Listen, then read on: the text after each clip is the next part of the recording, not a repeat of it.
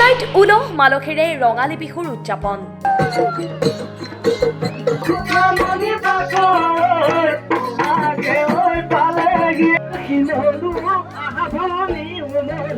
তামিলনাডুৰ চেন্নাইত প্ৰথমবাৰৰ বাবে উদযাপন কৰা হয় অসমীয়াৰ স্বাভিমান ৰঙালী বিহু।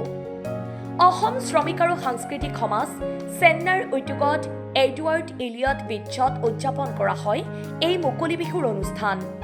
বিগত বৰ্ষৰ প্ৰথমবাৰৰ বাবে শাৰদীয় দুৰ্গা পূজা উদযাপন কৰাৰ পিছত এইবাৰ মুকলি আকাশৰ তলত ৰঙালী বিহু উদযাপনৰ প্ৰয়াস। ঢোল পেঁপা গগনাৰ মাতত হেঁপাহ পলুৱাই নাছিলে সকলোৱে।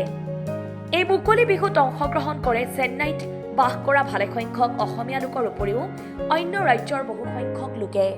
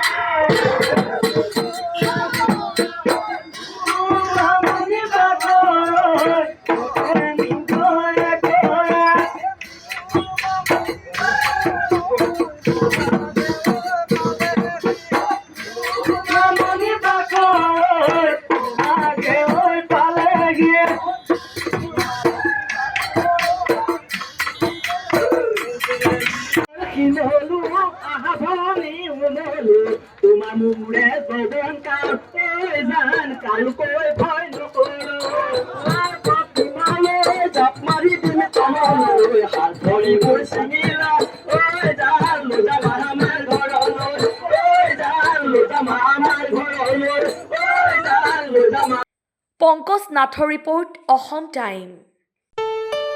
ঘৰত আনন্দ আৰু সম্পৰ্কৰ চমক বজাই ৰাখিবলৈ জৰুৰী হৈছে সকলো আনন্দময় মুহূৰ্তত মৰমৰ উপহাৰ দিয়াটো।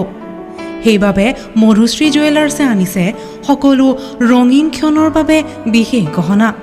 হীৰাৰে হওক, সোণৰে হওক বা ৰূপৰে হওক, শ্ৰেষ্ঠ ডিজাইনছ আৰু হলমাৰ্কযুক্ত গহনাই ৰাখে সম্পৰ্কক নিখুঁত। তেনেহ'লে আজিয়ে আনক আনন্দ মধুশ্ৰী জুৱেলাৰ্ছৰ সৈতে। যোগাযোগ কৰক 7002800341 নাইবা ভিজিট কৰক LNB ৰোড, নলবাৰী, অসম।